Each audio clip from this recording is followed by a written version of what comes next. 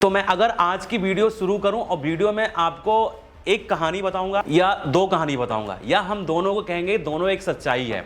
ध्यान से सुनना। अगर जो मैं बोलने जा रहा हूं अगर आपने इसको समझ लिया ना, जैसा फिर आपने टाइटल में देखा होगा आखिरी रास्ता क्या है फंटेसी का आने का, वो आपको सारी चीज़ें क्लियर हो जाएगी। एक एक फैक्ट रखूंगा मैं आज की इस वीडियो में।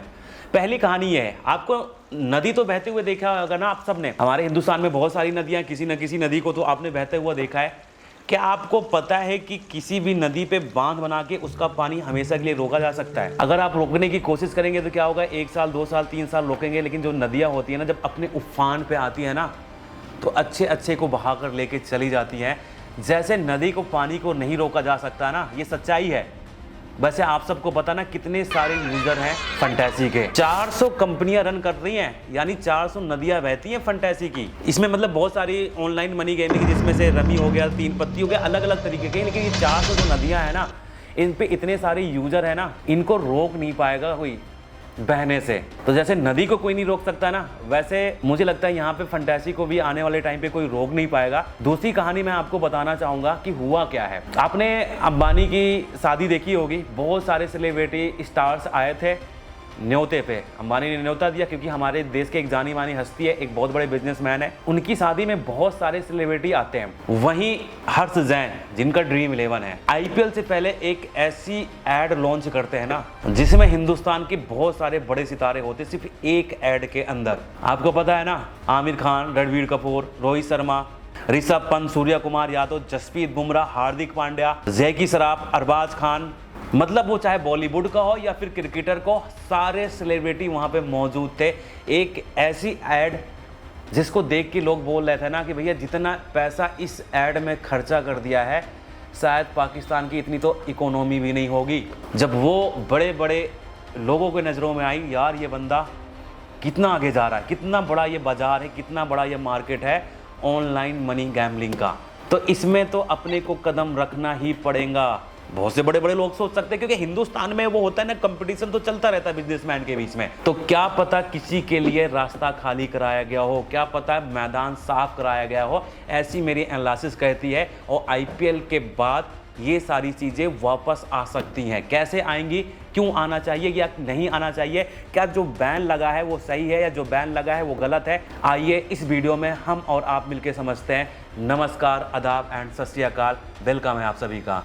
For years, India's gaming industry thrived in a grey zone. The government is ready to hit pause. A bill to ban online money games involving cash was introduced by Union IT Minister Ashwini Vaishnav in the Lok Sabha today. Many apps claim to be skill-based to avoid gambling restrictions, even as the centre and states tried to clamp down. तो सबसे पहले हम ये जानते हैं कि India में सट्टेबाजी का इतिहास क्या रहा है। वैसे अगर हम यहाँ पे इतिहास की बात करें ना, तो इंडिया में शुरू में जो घुड़दौड़ हुआ करती थी ना, हॉर्स रेसिंग, उस पे लोग पैसा लगाते थे। जब ब्रिटिश का यहाँ पे राज था तो ब्रिटिश ने इसको लीगल भी कर दिया कि ठीक है आप ना घुड़दौड़ पे पैसे लगा सकते हैं। तो वहाँ से एक हिसाब से मतलब ओपन में सट्टेबाजी चल रही है इंडिया में घुड़दौड़ से, यानी हॉर्स रेसिंग से। लेकिन उससे पहले भी बात करें तो इंडिया में जैसे गुजरात एंड मुंबई में बहुत फेमस था मटका सटका या सट्टा मटका, जो भी आप कह लो, ये बहुत खेला जाता था। इसमें मतलब लॉटरी या फिर अंकों जैसे आधारित रहता था। तो मतलब जो सट्टेबाजी का इतिहास है काफ़ी ज़्यादा पुराना है हिंदुस्तान में। और उससे भी पुराने बात करें तो प्राचीन काल, जब हमारे राजा महाराजा हुआ करते थे, बहुत पहले की बात है। आपको पता है 2 योद्धाओं को लड़ाया जाता था और फिर लोग एक योद्धा पे पैसा लगाते थे, जिसको आज हम WWE कहते हैं। तो सोच लो कितना पुराना इतिहास है सट्टेबाजी का, प्राचीन काल से चलता हुआ चला आ रहा है। तो इसको ऐसे ही रोक देना मुझे नहीं लगता इतना ज़्यादा आसान होगा। बाकी ऑनलाइन की बात करें तो 1990 के दशक में जब विदेशों में मतलब इंटरनेट का इजाद हुआ, कंप्यूटर आए, तो वहाँ पे जैसे कि यूरोप एंड इंग्लैंड में ऑनलाइन सट्टेबाजी का चलन चला। जिनके पास कंप्यूटर होते, इंटरनेट था, वो मतलब 1990 में क्रिकेट मैच और बाकी मतलब जितने भी खेल होते थे उस पर मतलब ऑनलाइन फंटेसी या जो भी जैसा होता था उस पर खेलना चालू करे। विदेशों की बात है 1990 में। इंडिया की बात करें तो सन 2000 में जब धीरे धीरे इंडिया में इंटरनेट आ रहा था, कंप्यूटर आ रहा था, तब से इसकी ऑनलाइन सट्टेबाजी की शुरुआत हो गई। कब से? सन 2000 से। लेकिन तब उतना फेमस नहीं था क्योंकि कंप्यूटर किसी किसी के पास होते थे, इंटरनेट काफ़ी महंगा होता था और जो साइट्स थी ऑनलाइन गैम्बलिंग की वो विदेशों की थी, तो उसके लिए इंटरनेशनल क्रेडिट कार्ड हुआ करता था। जो अमीर लोग थे बस वही किया करते थे, गरीबों की बस की बात नहीं थी। लेकिन सन 2010 आते आते जब स्मार्टफोन की क्रांति आई, हर बंदे के हाथ में एक स्मार्टफोन आ गया, उसके बाद इंटरनेट भी लगभग सबके पास रहने लगा, यूपीआई सिस्टम आ गया जिससे आसानी से पेमेंट का लेन देन होने लगे। तो 2010 के बाद जो मतलब क्रांति आई है ऑनलाइन गैम्बलिंग की, वो इंडिया में 2010 से सही से स्टार्ट हुए। लेकिन अगर सही फंटेसी की बढ़ावा की बात करें तो 2020 जब कोविड आया था ना, कोविड के बाद जब आईपीएल आया ना, उस आईपीएल में जिस गति के साथ ऑनलाइन फैंटेसी या ऑनलाइन गैम्बलिंग, मनी गेम, जो भी आप कहना चाहे, जिस तेज़ी के साथ बढ़ा, वो एक इतिहास बनता चला गया। तो मतलब अगर हम यहाँ पे सही से देखें तो लगभग 2019 में उसका कई रीज़न, आईपीएल में दवा के प्रमोशन करना, बड़े बड़े सेलिब्रिटी आके स्क्रीन पे बता रहे थे कि आके खेलो करोड़पति बनो। उसके बाद जो कोर्ट में हुआ, कोर्ट ने बोला कि भैया जो फैंटेसी है ये स्किल बेस्ड गेम है, ये चांस बेस्ड गेम नहीं है, जिसकी वजह से प्रमोशन और बढ़ते गए। आईपीएल में बड़े बड़े फंटेसी ब्रांड चलने लगे, बड़े बड़े सेलिब्रिटी हर दिन आके टीवी पे बोलते गए कि आज आपने अपनी टीम बनाई। तो 2020 जो कोविड आया उसके बाद से जो रफ्तार पकड़ी ना, वो बहुत तगड़ी। मतलब ऑनलाइन गैम्बलिंग की शुरुआत हुई 1990 विदेशों में, इंडिया में 2000 के आसपास आ गया, लेकिन 2010 से धीरे धीरे लोगों के बीच में फैलता गया। लेकिन कोविड के बाद लगभग 2020 का जो आईपीएल स्टार्ट हुआ, उसमें ना जो बीच में सितंबर अक्टूबर में खेला गया था, वहाँ पे एक बहुत अच्छे से रफ्तार पकड़ ली। तो ये है भारत में ऑनलाइन गैम्बलिंग की क्रांति। शुरुआत क्या कह सकते हैं, इसको हम क्रांति कह सकते हैं, क्योंकि सबके हाथ में स्मार्टफोन, आसानी के साथ ऐप, टीवी पे प्रमोशन, बड़े बड़े खिलाड़ी आके बोलना, हर जगह वही दिखना। तो यहाँ से हुई शुरुआत इसकी। और इसके साथ इसका रीजन एक और भी था, जैसे भारत में कोई इसका एक्ट नहीं था, एक 1867 का ऑफलाइन गैम्बलिंग का एक्ट था, वही चला आया जा रहा था। ऑनलाइन गैम्बलिंग या ऑनलाइन फंटेसी पे कोई जैसे मतलब एक्ट नहीं था, जैसे कि मतलब ऑफलाइन गैम्बलिंग पे लागू होता था, क्योंकि ऑफलाइन गैम्बलिंग करते हुए सजा थी, जुर्माना था, सब कुछ था। लेकिन ऑनलाइन फंटेसी के लिए ऐसा कुछ था नहीं। और दूसरी चीज़, फास्ट मनी एंड विड्रॉल हो जाता था फंटेसी ऐप पे, और जल्दी पैसे कमाने की इच्छा किसको नहीं होती, तो हर कोई करोड़पति बनना चाहता था जल्दी जल्दी, और बहुत से लोग बने भी, बहुत से लोग डूबे भी, उस पर आगे आएंगे। अगर मैं अभी की बात करूँ कि भारत में जो अभी online gambling and online fantasy की वैल्यू क्या है, तो करीब करीब 71,000 करोड़ के वैल्यू है। यानी अभी की बात करें, जब बैन नहीं हुआ था अभी 4-5 दिन पहले, तो उससे पहले 71,000 करोड़ का मार्केट है ये, जिसमें से ऑनलाइन फंटेसी आ जाती है, मतलब सारे चीज़ों को मिलाकर, और लगभग 4.8% की गति से, या हम कहेंगे कि 5% की गति से हर साल बढ़ता जा रहा था। और ये जो आंकड़ा है ना, ये सिर्फ मैं ऑनलाइन का नहीं बता रहा हूँ, ऑनलाइन ऑफलाइन दोनों का मिला के है। जैसा कि मैंने एआई से सर्च किया, एआई में जो एक्सपर्ट ने बताया था वो चीज़ें मैं आपको बता रहा हूँ। अगर सिर्फ मैं ऑनलाइन की बात करूँ, जैसे अलग अलग ऐप हैं, फंटेसी, कसिनो, रमी, ETC, तो उनका अकेले का 24,000 का मार्केट है, 24,000 करोड़ का मार्केट है अकेले का, जो ऑनलाइन प्लेटफॉर्म है, जैसे fantasy, casino and rummy, ETC, बहुत सारी तरीके की कंपनीज हैं। वहीं आईपीएल जैसे सीजन में पता है लीगल एंड अनलीगल मिला के इंडिया में 8 लाख करोड़ तक का सिर्फ 2 महीने का में ये पहुंच जाता है। मैं लीगल अनलीगल क्यों बोल रहा हूँ कि अभी ये जो मतलब जब ये बिल आने से पहले, जो अभी बिल आया उसके पहले तो फंटेसी लीगल था ना, मतलब अनलीगल नहीं था, तो वो मिला के 8 लाख करोड़ सिर्फ आईपीएल के ही सीजन में इसका मार्केट हो जाता था उस 2 महीने में। तो आप समझ सकते हैं कि कितना बड़ा मार्केट है, कितनी वैल्यू है इसकी इंडिया में। वहीं अगर हम यहाँ पे एक्सपर्ट की माने तो क्या इसको बैन करना सही था या गलत था, या अगर बैन नहीं करते तो इसका फ्यूचर क्या हो सकता है, तो एक्सपर्ट का मानना है कि भैया आप इसको बैन नहीं कर सकते पूरी तरीके से। क्यों? क्योंकि अगर आप बैन करोगे तो जैसे प्यासा कहीं ना कहीं से पानी ढूंढ लेता है ना, वैसे खेलने वाला कहीं ना कहीं कोई ना कोई रास्ता निकाल लेगा। तो इससे क्या होगा, अवैध मार्केट बढ़ेगा, काला धन बढ़ेगा। इसलिए इसके ऊपर रूल एंड रेगुलेशन अच्छे से बनना चाहिए। तो इससे क्या होगा कि रूल एंड रेगुलेशन के थ्रू इसको हम जारी रख सकते हैं। ऐसा मैं नहीं कह रहा, एक्सपर्ट कर रहे हैं, जैसे कि यूरोप एंड यूके में चलती है, साउथ अफ्रीका में चलती है। तो वहाँ पे होता क्या है ना, हर चीज़ की रूल एंड रेगुलेशन है, अगर उसको कोई तोड़ता है तो उस पर तगड़ा जुर्माना लगता है। मतलब वैसे ही भारत के अंदर रूल एंड रेगुलेशन बना के अगर इसको चलाया जाए तो इसमें बहुत सारे फायदे हो सकते हैं। साथ में लीगल लाइसेंस का प्रावधान किया जाएगी, जिसके पास लाइसेंस है वही बस ब्रांड बना सकता है, वही कंपनी इस चीज को रन करवा सकती है। ऐसा मैं नहीं कह रहा, ऐसा एक्सपर्ट कह रहे हैं। अब देखो आगे ऐसा होता है कि नहीं होता, थोड़ा सा और आगे बढ़ते हैं। जो एक्सपर्ट का मानना है कि इसका जो फायदा है वो कुछ ऐसा हो सकता है कि लोगों को कहीं जाने की जरूरत नहीं, कोई ऑफिस में बैठ के टीम बना रहा है, कोई घर पे बैठ के टीम बना रहा है, और इसमें बहुत कम पैसों में आप इंजॉय कर सकते हैं। जैसे 49 रुपए की भी टीम बनती है, 10 रुपए की भी टीम बनती है, तो लोग 2-4 टीम बना के इंजॉय करते थे। और लोगों को ना एक जो डिसीजन मेकिंग की आदत थी ना वो बढ़ती जा रही थी, मतलब क्विक डिसीजन लेने की, मतलब लोगों की थोड़ा सा समझदारी बढ़ रही थी, ऐसा एक्सपर्ट कह रहे हैं। और मे भी हो सकता है ना, क्योंकि ये स्किल का तो गेम था कि आज विराट कोहली चलेगा कि नहीं चलेगा, उसके लिए पिच एनालिसिस और बहुत सारी चीज़ें करना। और जो एक्सपर्ट कह रहे हैं कि इसका सबसे बड़ा नुकसान ये है कि इसमें ना लोग एडिक्ट हो जा रहे थे, लोगों को इसकी लत लग जा रही थी, जिसकी वजह से होता क्या था, वो पूरा पैसा अपना बर्बाद कर देते थे, यहीं पे लगा देते थे।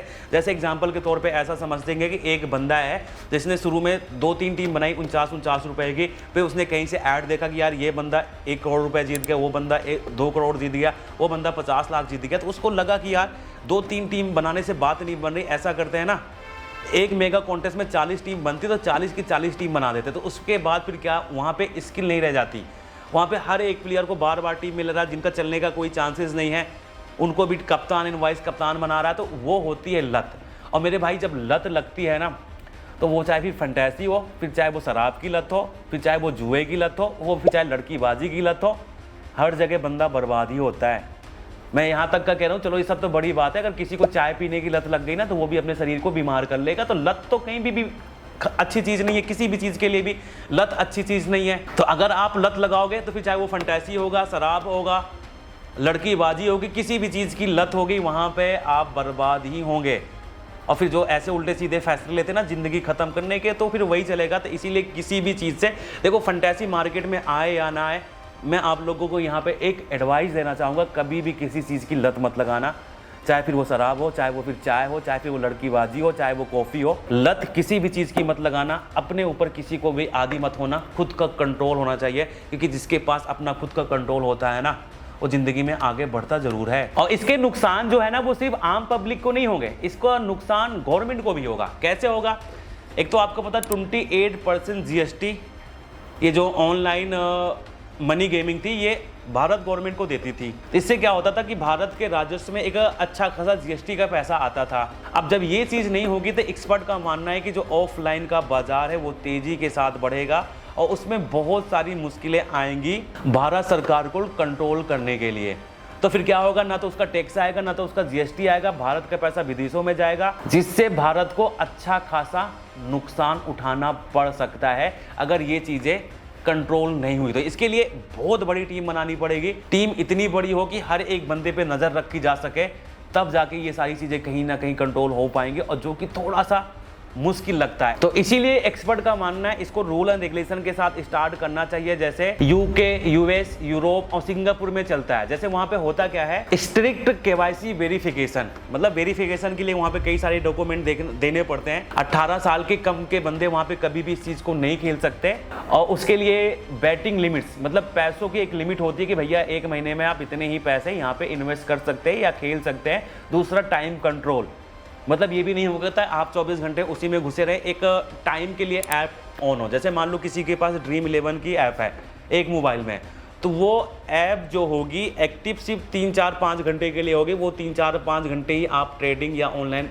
मनी गैम्बलिंग कर सकते हैं, और 1 महीने में सिर्फ आप इतना ही डिपॉजिट कर सकते हैं, इससे ज़्यादा नहीं। इसके साथ साथ एडिक्शन हेल्प सेंटर भी खोलना चाहिए, जिसको लगे कि यार मैं एडिक्ट हो रहा हूँ, अभी अपने से कंट्रोल नहीं हो रहा है, तो एडिक्शन हेल्प सेंटर से वो अपनी मदद ले सके। और साथ में जैसा मैंने पहले बताया, हैवी टैक्स एंड जुर्माना लगाना चाहिए। जो रूल एंड कंडीशन है, जैसे मान लो कोई 1 महीने में मगर दे दिया कि 5,000 आप इसमें इन्वेस्ट करके आप इससे प्ले कर सकते हैं, अगर उससे ज़्यादा कोई करता है तो उसके लिए ना, चाहे वो भी कंपनी हो, फिर चाहे खेलने वाला हो, चाहे खिलवाने वाला हो, उस पर हैवी जुर्माना लगाया जा सकता है। तो इससे क्या होगी, चीज़ें कंट्रोल में आ सकती हैं।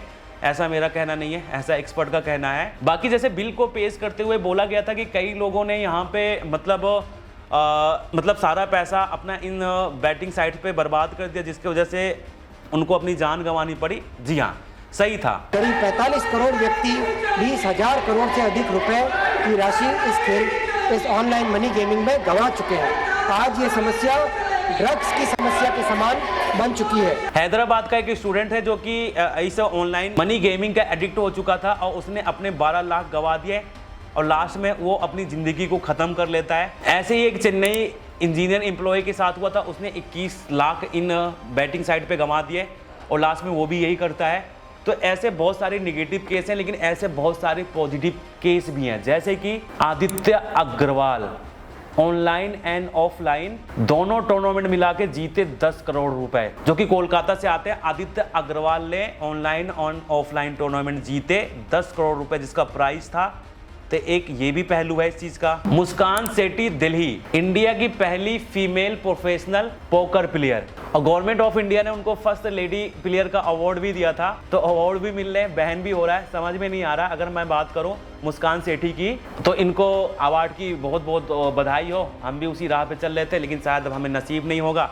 वहीं अगर हम यहाँ पे विदेशों की बात करें, यूएसए एक क्रिस मनी मेकर थे जिन्होंने 2023 में $39 से कितने 39 डॉलर से एंट्री ली, कितने $39 से, और क्वालिफाई करके वर्ल्ड सीरीज ऑफ पोकर जो कि लॉस एंजलिस में होता है, उस टूर्नामेंट को क्रिस मनी मेकर ने जीता। पता है कितना प्राइज मिला? 20 करोड़। और सिर्फ एंट्री फीस कितनी थी?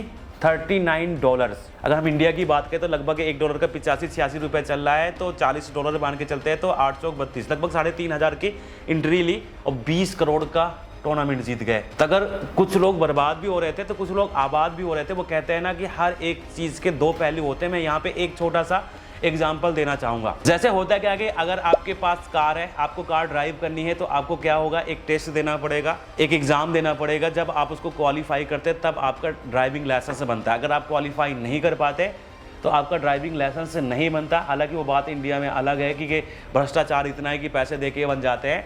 तो इससे क्या होता है कि कार की जो वैल्यू है हमारी लाइफ में बहुत ज़्यादा है, क्योंकि कार से लोग ट्रैवल करते हैं, इधर से उधर जाते हैं। क्योंकि कार नहीं होगी तो हो सकता है इकोनॉमी थोड़ा सा सुस्त हो जाए, तो कार की वैल्यू है। लेकिन क्या कार जब रोड पे चलती है तो उससे एक्सीडेंट नहीं होते हैं? बहुत से लोग अपने जान गंवाते हैं। आई थिंक इंडिया में तो सबसे ज़्यादा कार एक्सीडेंट में लोग मरते हैं, जिसके कई सारी रीज़न है। बहुत से लोग नशा करके कार चलाते हैं, बहुत से रोडों पे खड्डा होता है, मतलब अलग अलग तरीके से गलतियां होती हैं। तो इसका मतलब ये थोड़ी ना होता कि भैया आप कार बैन कर दोगे कि आज के बाद भारत में कोई कार नहीं चलाएगा, क्योंकि इससे एक्सीडेंट होते हैं, लोग अपनी जान गंवाते हैं। उसका सोल्यूशन क्या है कि लाइसेंस सिर्फ उन्हीं को मिलेगा जो परफेक्ट ड्राइविंग कर पाएंगे। हर रोड सही होगी, कोई भी रेड लाइट तोड़ेगा या कोई भी रूल तोड़ेगा उस पर भारी पेनल्टी लगेगी। तो सेम चीज़ यहाँ पर भी लागू होती है कि भैया आप एडिक्ट हो रहे हैं तो कैसे आपको एडिक्ट होने से बचाया जाए। अगर यहाँ पे एडिक्ट हो भी रहे हैं लोग, बर्बाद भी हो रहे हैं, तो यहाँ पे कई सारे लोगों के पास मौका भी है अपनी रोजी रोटी चलाने का। वो कहते हैं ना, एक सिक्के के दो पहलू, हेड या टेल, पॉजिटिव या नेगेटिव। तो यहाँ पे होना क्या चाहिए कि जो पॉजिटिव चीज़ें हैं ना उसको बढ़ावा देना चाहिए, नेगेटिव चीज़ों को कम करने की कोशिश करना चाहिए। थोड़ा सा और रुक जाओ, समझ में आ जाएगी और चीज़ें। तो मैं आपको यहाँ पे एक आंकड़ा दिखाना चाहूँगा जिसकी वजह से लोग दुनिया छोड़ के ज़्यादा जा रहे हैं। सबसे ऊपर आता है फैमिली प्रॉब्लम, 32%। और आपको पता जो फैमिली प्रॉब्लम्स आती है ना, 99% पैसों की वजह से आती है। पैसा, वो कहते हैं ना कि ऐसी चीज़ खुदा से 19 या 20। तो ज़्यादातर प्रॉब्लम जो फैमिलीज में आती है, वो फैमिली प्रॉब्लम जो आती है वो पैसों की वजह से आती है, जिसमें कर्ज, बेरोजगारी, बिजनेस लॉस, बहुत सारी चीज़ें आती हैं। और ये जो कर्ज होता है इसके कई सारे रीजन है कर्ज लेने के, कई वजह से लोग कर्ज लेते हैं। बिजनेस तो लोगों का लॉस होता रहता है, और इसके साथ साथ ऐसी बीमारी, बहुत से लोगों को ऐसी बीमारी लग जाती है जिससे मतलब ठीक होने की उम्मीद थोड़ा सा कम रहती है। तो वो भी सोचते हैं अरे हटाओ, चलो यार हम तो बीमार हैं, अपनों को परेशान ना करें, क्योंकि उसमें बहुत ज़्यादा पैसे जाते हैं। क्योंकि यहाँ पे जो मेडिकल है वो काफ़ी ज़्यादा महंगा है, आप सबको पता है। तो लोग थक हार के पैसे नहीं होते, उसका भी एक आंकड़ा है। स्क्रीन पे आप देख रहे हैं लगभग 18.6% लोग इसके वजह से भी दुनिया छोड़ के जा रहे हैं। ड्रग्स की वजह से, अल्कोहल लत की वजह से हिंदुस्तान में 6.4 कितने 6.4 लोग सिर्फ ड्रग्स एंड अल्कोहल की वजह से। इसमें जो एडिक्ट होता है वो भी एडिक्ट जो नहीं होता, जिसके फैमिली का मतलब कोई एक मेन बंदा है वही एडिक्ट हो गया, तो बाकी फैमिली परेशान होकर भी उल्टे सीधे कदम उठा लेती है। और भैया शादियों को लेके भी बहुत सारा इशू है। 4.8 लोग शादियों के चक्कर में फंस के ना अपनी जिंदगी तबाह कर रहे हैं। 4.6% लोग लव अफेयर, किसी पे क्रश आ गया, लड़की ने मना कर दिया, लड़के ने मना कर दिया, या कभी मतलब एक बहुत अच्छा रिलेशन चल रहा, 2-3 साल बाद ब्रेकअप आ गया, उसकी वजह से भी 4.5% लोग दुनिया को छोड़ के जा रहे हैं। इसमें एक तो और है बुली करना। होता है ना कि कोई कमजोर बंदा है, कैसा बंदा, उसको बहुत ज्यादा उंगली करते, बहुत ज्यादा बुली करते, मजा करते, वो एक रीजन वो भी है। अगर मैं मोटा मोटा 4, 5, 6 रीजन की बात करूं तो उसमें से कहीं पे भी ऑनलाइन मनी गैम्बलिंग इस टॉप 5 में नहीं आता। अगर टॉप 10 की लिस्ट की बात करूं तो वहां पे भी आई थिंक जो मैंने देखा था ऑनलाइन मनी गैम्बलिंग की वजह से नहीं आ रहा। तो अगर इतनी ही चिंता है लोगों की तो पहले जिसकी वजह से टॉप पे लोग हैं, जिसकी वजह से ज़्यादा जाने जा रही है, पहले उसको कंट्रोल करो, पहले नंबर को, फिर दूसरे को, फिर तीसरे को, फिर चौथे को। और वैसे भी ड्रीम 11 को लेके या ऑनलाइन मनी गैम्बलिंग को लेके कोई मतलब गवर्नमेंट का आंकड़ा है नहीं अभी तक। जैसे होता नहीं कि हर संस्था होती है कि यहाँ पे इतनी जाने जा रही, वहाँ पे उतनी जाते जा रही, मतलब सब ऐसे ही है, पेपर पे न्यूज़ आ गया, वैसा आ गया, कुछ है लेकिन कोई गवर्नमेंट का वैसा आंकड़ा है नहीं कि सही ठीक ठाक है इतना। एक वो है कि कर्नाटका में 32 महीने में 30 लोगों ने सुसाइड किया इसकी वजह से। अब तेलंगाना 225 में 6 लोगों का आंकड़ा ऐसा आया था, लेकिन ये मतलब जो पुलिस केस है उसमें ये मतलब नहीं लिखा गया है कि सिर्फ इसका एक ही रीज़न था, उसमें कई सारे रीजन लिखे गए हैं। तो ये सारी चीज़ें मैंने बताई, ये सारी चीज़ें देखकर आपको भी लग रहा है कि ये मार्केट इतना बड़ा है, इतनी जल्दी जाएगा नहीं। इसके लिए मुझे लगता है कि जैसा कि एक्सपर्ट का मानना है कि रूल एंड रेगुलेशन के साथ कुछ ना कुछ तो इसमें आएगा। बाकी देखते हैं वेट एंड वॉच क्या होता है आगे चल के। जैसा मैंने शुरू में एक कहानी बताई थी कि बहती नदी को रोकना इतना ज़्यादा आसान नहीं है, क्योंकि अगर आप बहती नदी को रोकोगे तो उल्टे सीधे रास्ते से बहेगी, जिससे बाकी लोगों को आएगी प्रॉब्लम। किसी के घर बहा के लेके जाएगी, किसी की दुकान बहा के लेके जाएगी। क्योंकि जब नदी का जो रास्ता अगर अपने रास्ते पे बहते चली जाएगी तो पता क्या होगा, सबको पता इधर से नदी बहती है, तो उससे उसका लोग इस्तेमाल करते, मतलब कोई अपने खेत की सिंचाई करता है, कोई वहाँ पे जाके अपने कपड़े धोता है, कोई वहाँ पे नहाता है, कोई फिश पकड़ता है, क्योंकि उनको पता है कि नदी का हम फ़ायदा कहाँ पे उठा सकते हैं। ऐसा नहीं कि नदी में लोग डूब के मरते भी नहीं है, अगर डूब के लोग मरते हैं तो उसके लिए सावधान बनाना चाहिए। ऐसा नहीं कि नदी को ही बंद कर दो। तो ऐसे अगर आप उसको दीवार बना के नदी को रोकने की कोशिश करोगे तो अलग अलग रास्ता बना लेगा और फिर किसी के घर, किसी की दुकान बहा के लेके जाएगा। जैसे आपने बाढ़ों में देखा होगा। तो हमारे देश में फंटेसी इतना आगे तक का जा चुका है ना, इतने सारे लोग इससे जुड़े हुए हैं, लगभग 40-45 करोड़, तो एक नदी की जैसे हैं। तो इनके लिए रूल एंड रेगुलेशन लेके आओ कि भैया आप सही तरीके से करो, हम भी आपके साथ हैं, हम आपके लिए रूल लेके आ रहे हैं, हम चाहते हैं कि आप बर्बाद मत हो। ठीक है, अगर आपको ये अच्छा लगता है तो करो, लेकिन एक लिमिटेड तरीके से करो जिससे आपको प्रॉब्लम ना हो, क्योंकि हम आपके लिए कानून लेके आ रहे हैं। अगर आप वो रूल एंड रेगुलेशन लेके नहीं आओगे, ये होगा उल्टी सीधी जगह जाएंगे। जैसा कि हिंदुस्तान में बहुत पहले ऑफलाइन बुकी हुआ करते थे, उनके पास जाएंगे, कभी बुकी इनका पैसा मारेंगे, कभी ये कुछ और इनके साथ होगा, तो प्रॉब्लम बढ़ती जाएगी। बाकी उम्मीद तो मुझे यही है कि IPL से पहले, क्योंकि इससे BCCI को तो बहुत ज़्यादा नुकसान हो रहा है। एक रिपोर्ट आई है कि लगभग 2000 करोड़ का IPL में नुकसान उठाना पड़ता है अगर ये बैन ऐसे ही लगा रहा। बाकी आप कमेंट करके क्या बताएं, क्या आप चाहते हैं कि फंटेसी, माई 11 सर्कल, ड्रीम 11, रमी, जो भी आप खेलना पसंद करते थे, रूल एंड रेगुलेशन के साथ वापस आए, या इसको ऐसे ही बैन रहना चाहिए? धन्यवाद यहाँ तक का सपोर्ट करने के लिए, इतनी लंबी वीडियो देखने के लिए आपका बहुत बहुत शुक्रिया।